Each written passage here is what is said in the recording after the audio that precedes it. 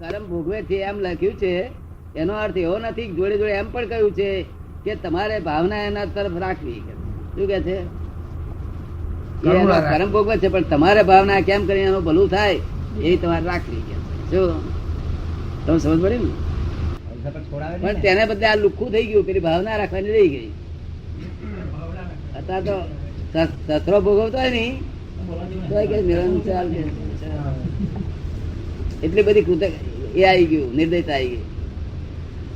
સસરો ભોગવતો દુઃખ ભોગવતો હોય તો હું આ જમી છે પોલ મારી આવું છે. હા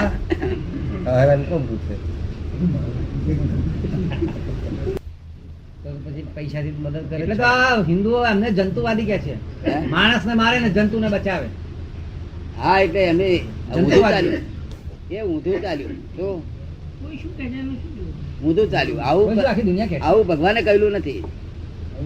ભગવાને તો શું કહ્યું હતું કે પેલો પોતાના કશાય ના થાય એ કશાય એ મોટા મોટી હિંસા છે કે છે. કશાય એ આત્મહિંસા કહેવાય છે. શું કહેવાય છે? ભાવ હિંસા કહેવાય છે. શું કહેવાય છે? કશાય ને શું કહેવાય? ભાવ હિંસા.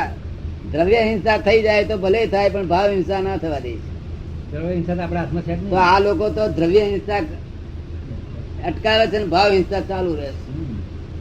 એટલે વહેલા વહેલી કે 4 પગ વાળા થઈ જવાના છે. એ નિરાતે ફરશે અને આપડી આ ગાણો ખાશે. આ બધા જમીન નું કોણ કરશે પછી? નહીં તો બે પગ હોય તો પડી જાય, એટલે બીજા 2 હોય તો પડી તો ના જાય ને.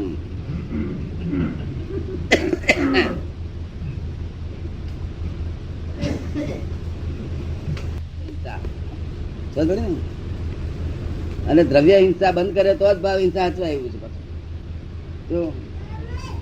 પણ ભાવ હિંસા ની મુખ્ય કિંમત છે. ભાવ હિંસા ની લોકોને પૈસાની પડી છે. બધે જૈન ઉપર નહીં, બધા લોકોને પૈસાની પડી છે. સસરાનું જે થવું તો થઈ ગયા છે. જો સસરાનું કે ધણીનું? હે ધણીનું સસરાનું? અરે વહુનું જે થવાનું થશે બીજી લાવીશ કે પૈસા ની પડેલી છે અત્યારે. આપડે મોક્ષ જવું છે, બીજે કામ જવું છે.